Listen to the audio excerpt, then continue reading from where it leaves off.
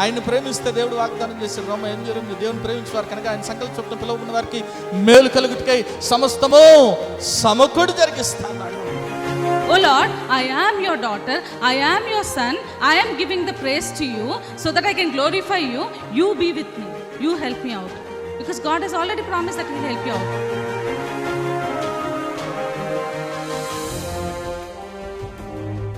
ఎన్నో మార్లు ఆయన తప్పులు చేస్తూ పాపము చేస్తూ నీకు విరోధంగా నడుస్తున్న మా కొరకు నాయన, అవిధేయులైన మా కొరకు ప్రభా నాయన తండ్రి, నీవు ఆ సిలువలో వెల చెల్లించావు కదా నాయన తండ్రి. నీవు నాయన మరణాన్ని జయించడం ద్వారా, సజీవుడవటం ద్వారా నాయన ప్రభా తండ్రి యేసయ్యా, మరి నాయన మేము ఈరోజు సజీవులుగా ఉన్నాం కదా తండ్రి.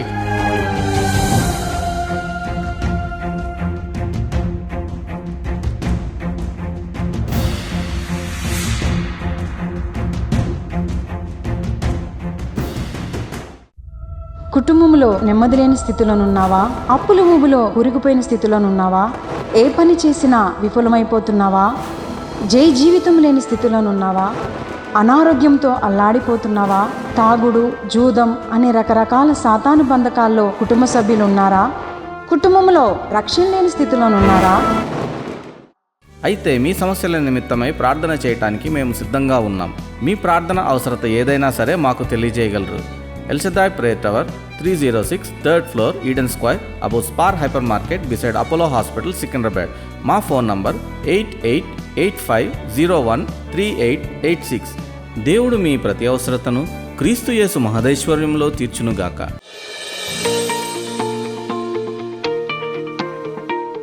యేసుక్రీస్తు ఘనమైన నామములో మీ అందరికీ శుభములు. మరి ఈరోజు నేను పంచుకోవాలనుకున్న వాక్య భాగం ఇక్కడ రాసేశారు. Treasures in darkness. ఎక్కడంట? ఎక్కడ నిధులంట? దేవుడు ఏమని వాగ్దానం చేశాడు? అంధకార స్థలముల్లో ఏమిస్తా అన్నాడు? నిధులను. దేవుడు ఏది చెప్పినా స్పష్టంగా చెప్తాడు. ఎక్కడికి వస్తా రోడ్డు అడ్రస్ చెబుతున్నాడు. నాయన ఈ మలుపు తిరుగు, ఇటెళ్ళు, తిన్నదనబడిన వీధి. అప్పుడు ఏం చేస్తున్నాడంటే పౌలు భక్తుడు చూడండి, అక్కడే సౌండ్ చేస్తాడు. చివరిలో ఏమని రాయబడింది? ఇదిగో అతడు ప్రార్థన చేయొచ్చు. ఏం చేస్తున్నాడంట?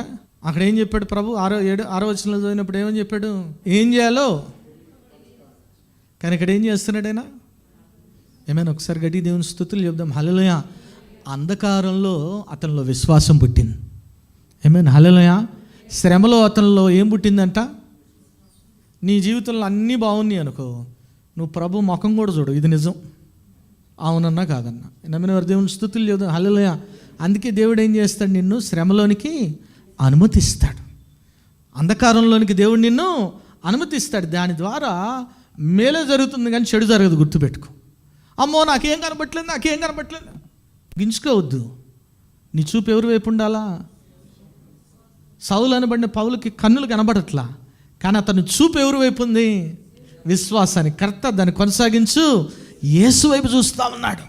ఈరోజు నువ్వు అంధకారంలో దేవుడు ఎందుకు నిన్ను నెడతాడు అంటే నీలో విశ్వాసాన్ని పెంపొందించడానికి నెడతాడు. ఏమైనా హల్లెలూయా. నువ్వు వెళ్ళన్నాడు, కానీ ఇతను ఏం చేస్తున్నాడు? ప్రార్థన చేస్తున్నాడంట. చూడండి ఎంత మార్పు వచ్చేసిందో. ఎవరికి ప్రార్థన చేస్తున్నాడు? యేసయ్యకి చేస్తున్నాడు. యేసయ్య శిష్యుల్ని చంపిన వ్యక్తే, చంపాలనుకున్న వ్యక్తే, హింసించిన వ్యక్తే ఎప్పుడైతే అంధకారంలోనికి నెట్టబడ్డాడో అతని ఆత్మీయ నేత్రాలు తెరవబడ్డాయి. ఏమైనా ఒకసారి గట్టి దేవుని స్తుతులు చెబుదాం. హల్లెలూయా. హల్లెలూయా. బెస్ట్. అంధకారంలో వెళ్ళటం చాలా మంచిది. నాకు ఏ దిక్కు తోచట్లేదు అన్నప్పుడే ప్రభు నీకు మార్గాన్ని బోధిస్తాడు. ఏమైనా హల్లెలూయా. హల్లెలూయా. ఏమండి చుట్టూ నాకు అంధకారమే కనబడుతున్నప్పుడే ప్రభు నీతో మాట్లాడతాడు. ప్రభు నీ విశ్వాసాన్ని బలపరుస్తాడు. ఏమైనా హల్లెలూయా. భూమిలో నాటబడిన మొక్క అట్లే ఉంటుందా? చీకట్లో ఏం చేస్తుందంట? ఫలిస్తుంది. ఏమైనా హల్లెలూయా. ఈరోజు నువ్వు అంధకారంలో ఫలించేవాడుగా ఉంటావు. నమ్మిన వారు దేవుని స్తుతులు చెబుతాం. హల్లెలూయా. దేవుడు ఈరోజు నీతో వాగ్దానం చేస్తున్నాడు. అంధకారములో ఉంచబడిన నిధులను నేను ఇస్తా అంటున్నాడు. నమ్మిన వారు ఆమేన్ చెప్దాం. హల్లెలూయా. హల్లెలూయా. ఇస్తాడు ఖచ్చితంగా. కాబట్టి అంధకారంగా ఉంది, నాకు ఏ దారి లేదు, ఏ మార్గం లేదు. మార్గం లేని చోట దేవుడు ఏం చేస్తాడు? అవసరమైతే నీకు ఒక నూతన మార్గం వేస్తాడు నీ కొరకు. ఏమైనా హల్లెలూయా. ఇదిగో నేను ఒక నూతన క్రియను జరిగిస్తున్నా అంటున్నాడు. ఎడారిలో ఏం చేస్తాడంట? నదుల్ని పారజేస్తాడంట. అయిపోయిందండి నా పని. ఒకటి గుర్తుపెట్టుకోండి, దేవుడు చెప్పేదాకా ఎవరి పని కాలేదు. ఆయన ఆజ్ఞ లేనిది ఒక తల వెంట్రుకైనా రాలదని బైబిల్ గ్రంథం తెలియపరుస్తా ఉంది. ఏమైనా నమ్మిన వారి దేవుని స్తుతులు చేద్దాం. హల్లెలూయా, హల్లెలూయా. మన ఎవరో ఒక ఆయన చెప్తున్నాడు, ఏమండి ఈ జీవితంలో బిగ్గెస్ట్ లాస్ ఏంటో తెలుసా అన్నాడు. ఏంటి బాబు అంటే హెయిర్ లాస్ అంట. ఏమైనా ఒకసారి గట్టి దేవుని స్తుతులు చేద్దాం. హల్లెలూయా, హల్లెలూయా. ఏమైనా నాకు కూడా పోయింది అనుకోండి, ఇట్స్ ఓకే. ఏమైనా ఒకసారి గట్టి దేవుని స్తుతులు చేద్దాం. హల్లెలూయా. కానీ ఒకటి గుర్తుపెట్టుకోవాలి, సాతాను గుండు కొట్టించగలడు కానీ తిరిగి మొలవకుండా ఆపలేడు. ఏమైనా సంసోను గుండు కొట్టించాడు కానీ తిరిగి మొలిచినే లేదా? తిరిగి శక్తిని ఇచ్చాడా, ఇవ్వలేదా? ప్రభా ఒక్కసారి నన్ను జ్ఞాపకం చేసుకున్న వెంటనే ఆయనకు కూడా ఏమి లేవు. ఎక్కడున్నాడు ఆయన కూడా? అంధకారంలో ఉన్నాడు. ప్రభు ఇచ్చాడా శక్తిని? ఏమేన్ ఈరోజు అమ్మ అయిపోయింది నా ఎప్పుడు చెప్పొద్దు. నేను అందుకే చెప్తా, ఈ నీటి బాప్తీసమే కాదు, నోటి బాప్తీసం కూడా జరగాలి. నోటికి కూడా జరగాలి. ఎప్పుడు ఆ నోరేసుకొని పెంట నోరేసుకొని అవ్వదు, జరగదు, కాదు. విశ్వసించుతుని గనక మాట్లాడుతుని అంటున్నాడు పౌలు భక్తుడు. Amen hallelujah. What you believe you speak. Amen నమ్మిన వారి దేవుని స్తుతులు చెప్దాం. హల్లెలూయా. ప్రభు చేస్తాడంటే పొరపాటు నువ్వు మాట్లాడావు అనుకో, నీ పరిస్థితి కూడా జకరేలాగా అయిపోద్ది. ఏం చేశాడు ఆయన? నోరు మూపించేశాడు. చాలా ఆయన నువ్వు నోరు తెరిస్తే ఇది ఎలాగూ సాధ్యము, ఇది ఎలాగూ జరుగుతుంది, చెత్త మాటలని మాట్లాడుతూ నోరు మూపించేశాడు. నోరు ఎప్పుడు తెరిచాడు తెలుసా? పేరు పెట్టేటప్పుడు మీరు తెరిచాడు. ఏమని పేరు పెట్టాడు? యోహాను అని పెట్టాడు. ఏమైనా ఒకసారి గట్టి దేవుని స్తుతులు చెబుదాం. హల్లెలూయా. అది కూడా దేవుడే బయలుపరిచాడు. ఏమైనా హల్లెలూయా. కాబట్టి అంధకారములో ఉన్నప్పుడు నీలో విశ్వాసం పెరగాలే కానీ తరగటానికి వీల్లేదు. ప్రభువు నీకు విశ్వాసాన్ని పుట్టిస్తాడు, దాన్ని ఇంకా పెంపొందించుకోవాలి. చీకట్లో ఉన్నప్పుడు, లేదంటే బాధలో ఉన్నప్పుడు, శ్రమలో ఉన్నప్పుడు ఇంకెక్కువగా నువ్వు దేవుణ్ణి విశ్వసించేవాడవుగా ఉండాలి. నువ్వు నమ్మితే ప్రభు ఏం చేస్తాడు? నమ్ముట నీ వల్లనైతే నమ్మువానికి, నువ్వు నమ్మిన ఎడల దేవుని మహిమను చూస్తావు. అంతే, చూస్తావు. కళ్ళు లేవు కానీ ఎవరిని చూస్తున్నాడు? కళ్ళు లేవు కానీ ఎవరికి ప్రార్థన చేస్తున్నాడు? సంసోను కూడా కళ్ళు లేవు కానీ ఎవరికి మొరపెడుతున్నాడు? అయ్యే ఒక్కసారి నన్ను జ్ఞాపకం చేసు. మర్చిపోతాడా ప్రభు?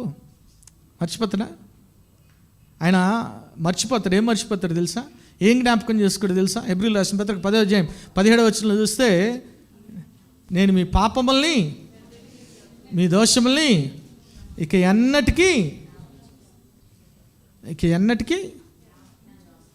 మన పాపాలని మన దోషాలని ఎప్పటికి కూడా జ్ఞాపకం చేసుకోడు ప్రభు. ఏమైనా హల్లెలూయా.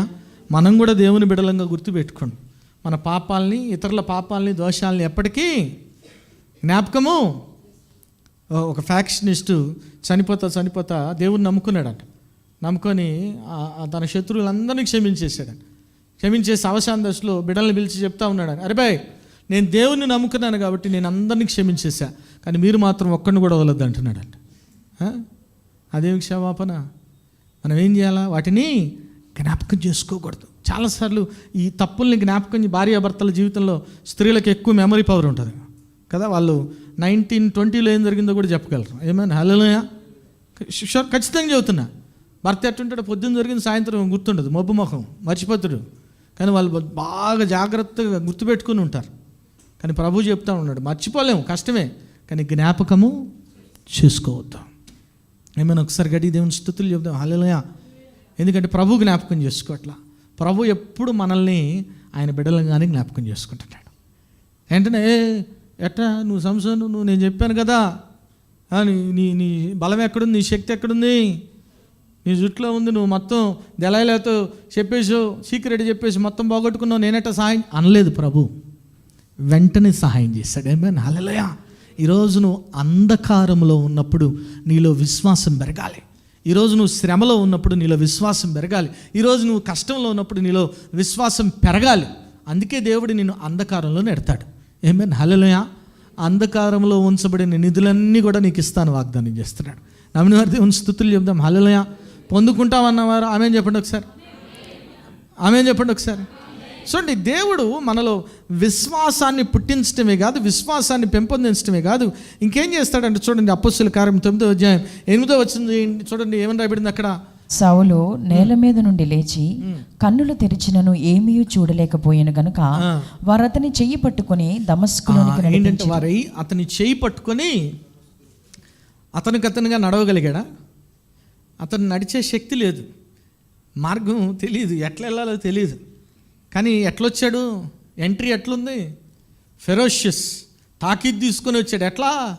దేవుని బిడ్డల్ని, యేసయ్య బిడ్డల్ని చంపాలనే తాకీద్ తీసుకొచ్చిన వ్యక్తి అతని శక్తిని అంతా కోల్పోయాడు. ఏమైనా ఒకసారి గట్టి దేవుని స్తుతులు చెప్దాం. హల్లెలూయా. ఒకటి గుర్తుపెట్టుకోండి, నీలో ఎప్పుడైతే నీ శక్తి అంతా వెళ్ళిపోతుందో దేవుని శక్తి నీలో పనిచేయడం ప్రారంభమవుతుంది. ఏమైనా హల్లెలూయా. కొంతమంది బ్యాలెన్స్ చేస్తుంటారు, సగం నీ శక్తి సగం జరగదు, అద్భుతం అట్లా. అందుకే యెహోషువపాతు ప్రార్థన చేస్తాడు. 2 దినవృత్తాంతముల గ్రంథం 20:12 చూస్తే, ప్రభా నా శక్తి చాలదు, నాకేమీ కూడా తోచదు, నువ్వేమా? ఏ దిక్కు లేని వాడికి ఎవరు దిక్కు? అదే చేస్తున్నాడు ప్రార్థన. ఈరోజు దేవుని శక్తి నీలో పనిచేయాలి అంటే నువ్వు అంధకారంలో వెళ్ళాల్సిందే. ఏమైనా హల్లెలూయా. నువ్వు శ్రమలో అడుగు పెట్టాల్సిందే. శ్రమలో అడుగు పెట్టినప్పుడే, అంధకారంలో వెళ్ళినప్పుడే ప్రభు శక్తి ఏంటో నీకు తెలుస్తుంది. లేదంటే ఎంతసేపు నీ శక్తి మీద నువ్వు ఆధారపడుతూ ఉంటావు, నీ శక్తిని నువ్వు నమ్ముకుంటావు. ఎప్పుడైతే అంధకారంలో వెళ్తావో, ఎవరు నడిపిస్తున్నారు అట్లా? సౌలను బట్టి పౌల్ని ఇతరులు పట్టుకొని నడిపిస్తున్నారు. కానీ ఎవరు ఇచ్చారంటే శక్తిని. చూడండి, మీరు చూసినట్లయితే అక్కడే అపోస్తలుల కార్యం 9వ అధ్యాయం 17వ వచనం ఏమని రాయబడింది? అపోస్తలుల కార్యం 9వ అధ్యాయం 17వ వచనం. వెళ్ళి ఇంట ప్రవేశించి, ఏమైనా ఒకసారి గట్టి దేవుని స్తుతులు చెప్దాం. హల్లెలూయా. ఎప్పుడైతే అననీయ అతని మీద చేతులు ఉంచాడో ఏం పొందుకున్నాడంట? పరిశుద్ధాత్మను పొందుకున్నాడు. పరిశుద్ధాత్మ ఏం చేస్తుంది మనందరికీ తెలుసు. అపోస్తలుల కార్యం 1వ అధ్యాయం 8వ వచనం చూస్తే ఏం జరుగుతుందంట? అపోస్తలుల కార్యం 1వ అధ్యాయం 8వ వచనం, ఆయనను పరిశుద్ధాత్మ మీ మీదకు వచ్చినప్పుడు మీరు శక్తి ఏం పొందుకుంటారంట?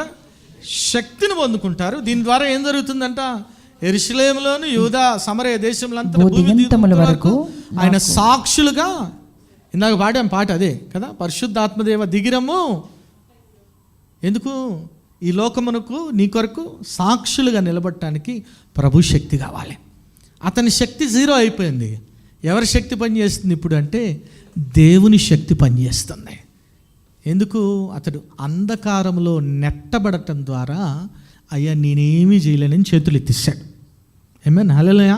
ఈరోజు నీ జీవితంలో కూడా శ్రమ, అంధకారం వస్తే హ్యాండ్స్ అప్పే మంచిదే. ఈ హ్యాండ్స్ అప్ ఎందుకంటే ఆ పైన ప్రభువుని పట్టుకోవటానికి. ఏమేన్ హల్లెలూయా.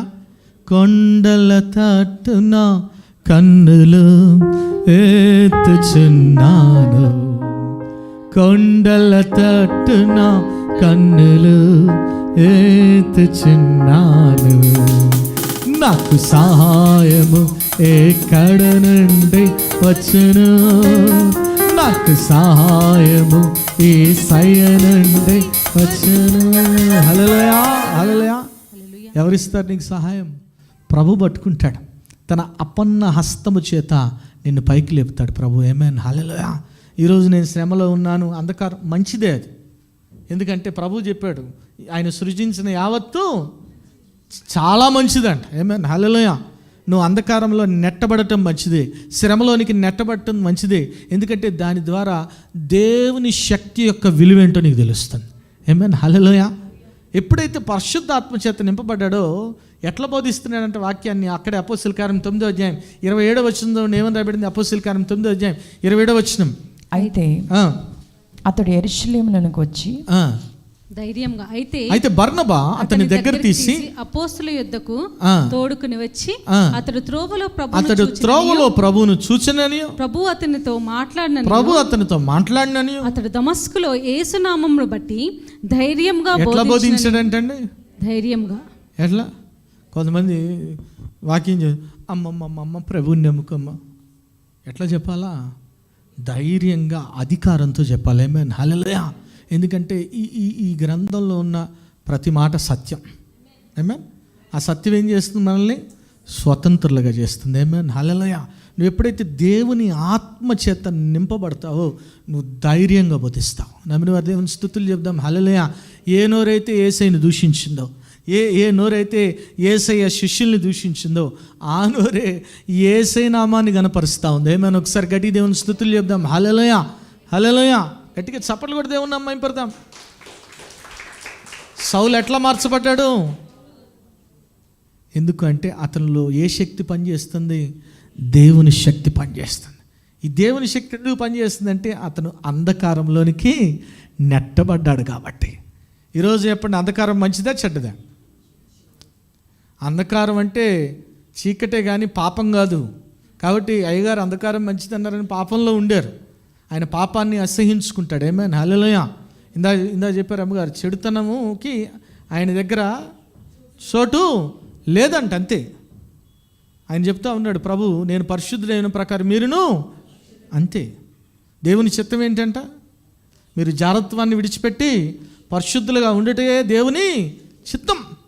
కాబట్టి పాపము కాదు కానీ చీకటి, అంధకారము, శ్రమ ఏం చేస్తుందంటే నువ్వు విశ్వాసంలో ఎదిగేలాగా చేస్తుంది. దేవుని శక్తిని నువ్వు పొందుకునేలాగా చేస్తుంది. దేవుని శక్తి యొక్క విలువ ఏంటో తెలిసేలాగా చేస్తుంది. ఏమైనా ఒకసారి గట్టి దేవుని స్తుతులు చెప్దాం.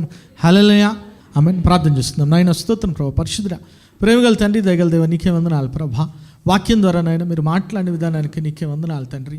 అవును ప్రభా, అంధకారంలో నాయన ప్రభా ఉంచబడిన నిధులను ఇస్తా అంటున్నావు. రహస్య స్థలంలో మరుగైన ధనాన్ని నాయన అనుగ్రహిస్తాను వాగ్దానం చేస్తున్నావు కదా నాయన. వాగ్దానం చేసిన వాడివి, నమ్మదగిన వాడవు కదా నాయన ప్రభా. ఖచ్చితంగా నాయన ప్రభా నాయన మేము ఆ వాగ్దానము మా జీవితంలో నెరవేర్చబడును గాక. మీరే ఎట్టి కృప దయచేయండి నాయన. 2026 సంవత్సరం నాయన ఇయర్ ఆఫ్ ప్రామిసెస్ నాయన ప్రభా. నాయన నీ స్థితి మొదట కొద్దిగా ఉండినను తుదకు నువ్వు మహాభివృద్ధి నందదు అంటున్నావు కదా నాయన ప్రభా. అందును బట్టి నీకే వందనాలు నాయన ప్రభా. ప్రతి ఒక్క బిడ్డను కూడా నాయన ప్రభా దీవించండి. ప్రతి ఒక్క బిడ్డ జీవితంలో నీ వాగ్దానాలు నెరవేర్చండి. మరి నాయన ప్రభా వాక్యానుసారం జీవించే బిడ్డలు ఫలించడి కొమ్మల వల్ల ఉండే కృప దయచేసి ప్రతి ఒక్క బిడ్డను దీవించి ఆశ్రయించమని యేసునామమున పెట్టి వేడుకుని ప్రార్థిస్తున్నాం తండ్రి. ప్రభు అయిన యేసుక్రీస్తు నామమున మీ అందరికీ శుభములు. ఈ వారం బైబిల్ క్విజ్ యెహెజ్కేలు గ్రంథము నుండి. మొదటి ప్రశ్న, యెహోవా తేజో మహిమ ఏ మార్గము ద్వారా మందిరంలోనికి ప్రవేశించింది? ప్రశ్న మరోసారి, యెహోవా తేజో మహిమ ఏ మార్గము ద్వారా మందిరంలోనికి ప్రవేశించింది? రెండవ ప్రశ్న, ఇశ్రాయేళ్ల మధ్య యెహోవా ఎంతకాలము నివసిస్తానని చెప్పారు?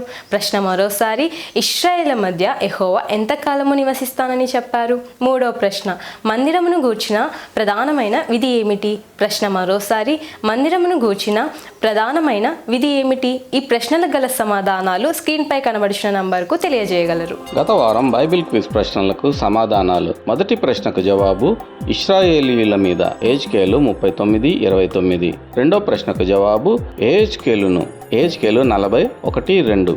మూడో ప్రశ్నకు జవాబు 6 మూరల యెహెజ్కేలు 45. ఈ వారం బైబిల్ క్విజ్ విజేత రాజ్ కుమార్ గారు ఫ్రమ్ సక్కినేట్పల్లి. ఇప్పటి వరకు అనేక ప్రోగ్రామ్స్ జరిగినాయి, మీరు చూడొచ్చు, వాచ్ చేయొచ్చు.